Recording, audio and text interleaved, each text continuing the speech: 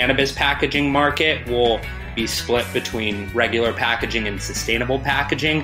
But our assumption is that it will be one of the pioneering industries of sustainable packaging, just because it is a new and emerging industry that skews progressive, and we have an incredibly unique opportunity to try and implement these sustainable and circular packaging systems from the ground up while we're still developing these best practices. From MJ Bulls Media, it's the Raising Cannabis Capital Show.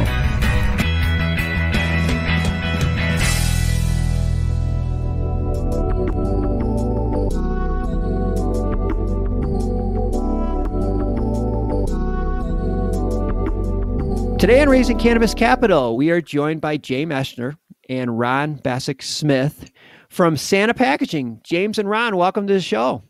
Thanks for having us. It's great to have you guys on again. We first met when you and Ron were guests on the Deadhead Cannabis Show. And since then, I got to tell you, it's like everybody I talk to, everybody I interview is, oh yeah, where you use Sana Packaging? I didn't know about you before. And then it was like right afterwards, it was like, well, how didn't I know about these guys? Because it's a lot of the companies that we're interviewing are using your product, which is just goes to show you how the industry is really embracing this idea. And we're going to get into this as we go. But let's start off by talking about the problem. How bad is the current global waste crisis? The short answer is terrible. It's more difficult when you try to narrow it down specifically to the cannabis industry, just because it's still relatively difficult to come upon reliable data for the cannabis industry. What we are sure of is that the industry in the United States is already producing billions of units of packaging waste per year. And that's just based off of how much product we know is being sold. But if we're talking about waste in general, I believe that over the last 50 years or so, it's been something like 8.3 billion metric tons of waste that's been created. But I would have to double check that. That's insane. That's insane. And a huge contributor to this is in packaging. Like most of that packaging that's in whatever you buy ends up in landfills or in the ocean. So talk about how your packaging is correcting this problem. Yeah, I think for us, the big thing that we're trying to accomplish is integrate circularity into the products. One of the things that we can look towards is trying to reduce the overall amount of material that we're using. We can design it to fit into a system, and then we can also work on regenerating our natural systems. And the big thing that we see right now is the system that currently is designed for waste and recycled products isn't really designed to be a successful system, right? Like it's inherently designed to fail, and that's come to light, right? That's just the problem with the way that we've relied on markets solely to get rid of our waste and pollution.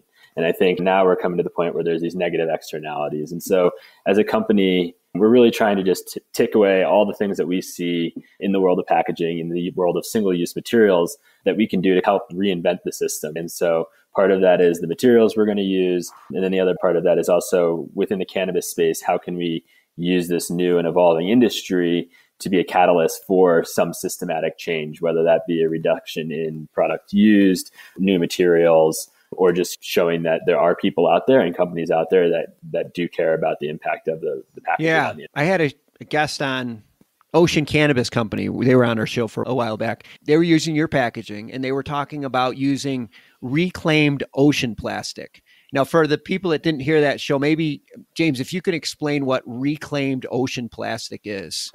Yeah, absolutely. The simplest way to put it is it's plastic waste collected either from the ocean directly or on its way to the ocean, so ocean bound. Okay. So there's 5 primary collection areas for reclaimed ocean plastic, and that goes everywhere from ocean bound, which is within 50 kilometers of the ocean. Then there's waterways, then there's shoreline, then there's near shore, and then there's deep sea. So depending on the type of reclaimed ocean plastic you're using, it typically comes from those different collection areas.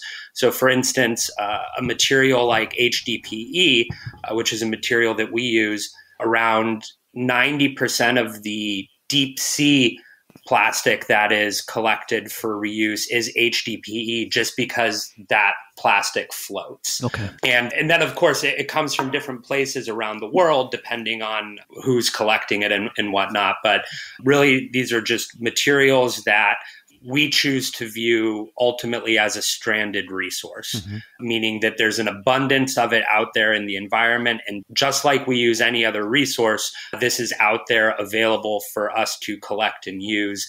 And in our minds, it makes no sense to use a virgin material when that material is already in existence, in abundance, polluting our environment. And by recapturing it and using it, not only can we put it back into the marketplace, but ultimately we can put it back into the proper waste stream at the end of its useful life. You see these horrible stories of sea turtles with straws in their nose. It's just heartbreaking. And this is an opportunity for us to get rid of that and move. What did you refer to it as, Ron? Circular? Yes, circular economy, right? Like just when currently these way we're looking at things is very linear, that take away, waste, dispose model.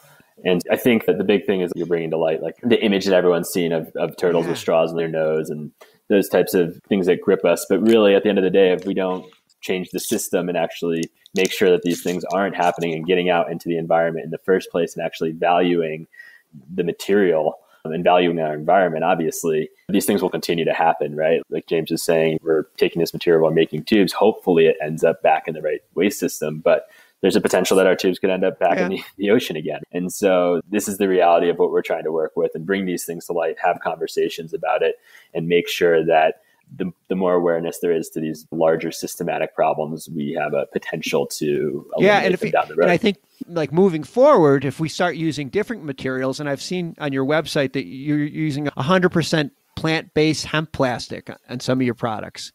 That seems like the goal. Like we want to move towards that eventually. Is that pretty effective? And are you using that in a lot of products now? Yeah. So we currently have 7 products on the market, soon to be 8. 3 of them are hemp plastic products, and the other 4, soon to be 5, are reclaimed ocean plastic products.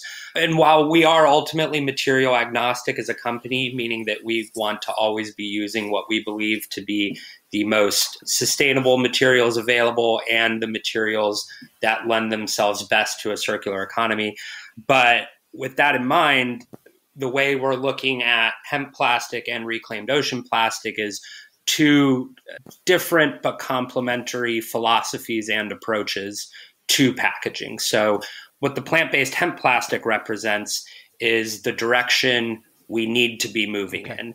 We need to be moving in the direction of using rapidly renewable and regenerative resources to create single-use products like packaging. But at the same time, when we're trying to address these global problems like packaging waste, we need incentives and reasons and ways to clean the environment. And so by using reclaimed ocean plastic, while we're not using plant-based materials there, we are creating an incentive for our environment to be cleaned through the collection of this plastic and the reintroduction of it to the marketplace, where it can hopefully be then used over and over until finally at the end of its useful life, it can't be used anymore. I see. So it's 2 different but complementary ways of addressing the same problem. Okay.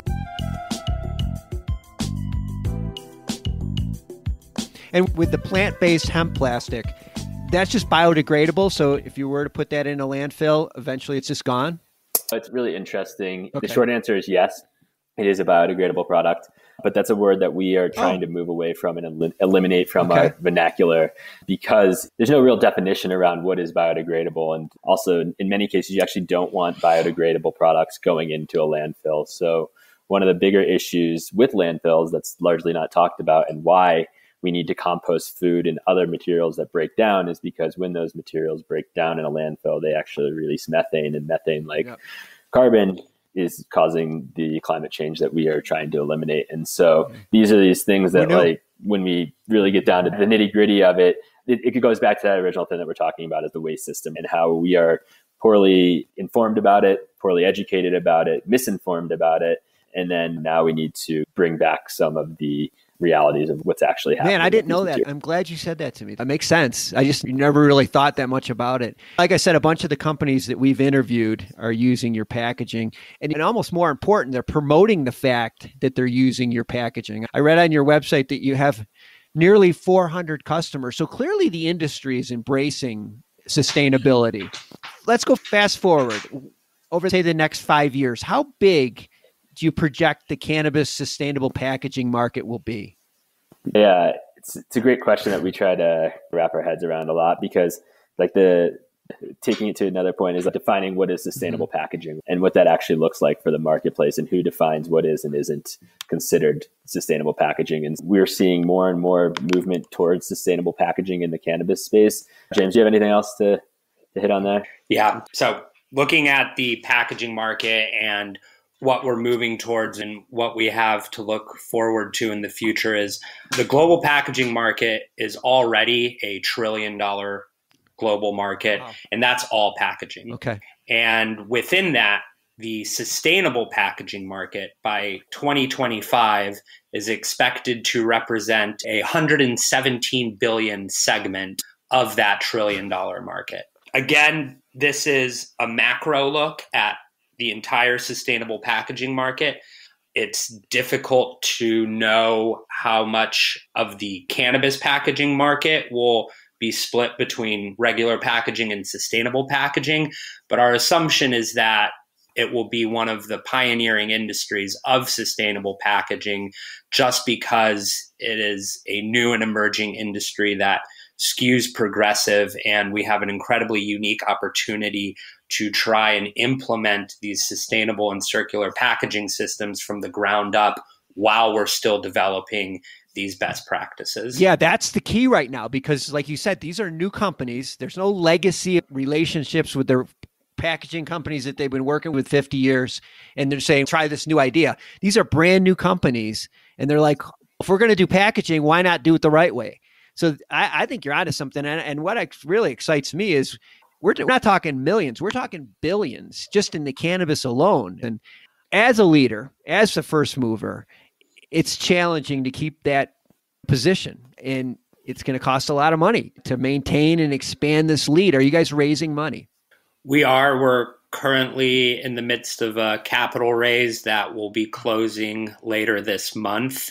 So if you're interested in learning more about that, please reach out to us. Sure. But we're in an incredibly fortunate position this year in 2020 to not be fundraising to keep the lights on, because we started cresting into profitability in February of this year. So wow. Every month since February, we're either a few thousand in the red or black, depending on the month. Yeah. And so really the point of our fundraise and the vast majority of our use of funds goes towards product development. So growing and scaling and maintaining that competitive edge. Yeah. Man, that's exciting. Going from losing money to making money is great. But like I said, you can't sit on your laurels. This is going to be a really competitive environment, especially for cannabis. A lot of cannabis companies are going to want to go this route. I'm going to have links to Santa Packaging in the show notes. And so if you want to learn more about their company, what they're doing, if you want to buy their packaging, or if you want to talk to them about investing, I'm sure Ron or James would be happy to talk to you, answer any of your questions. Just click the links. Ron, James, this is good to catch up. I'm really excited for you guys. And thanks.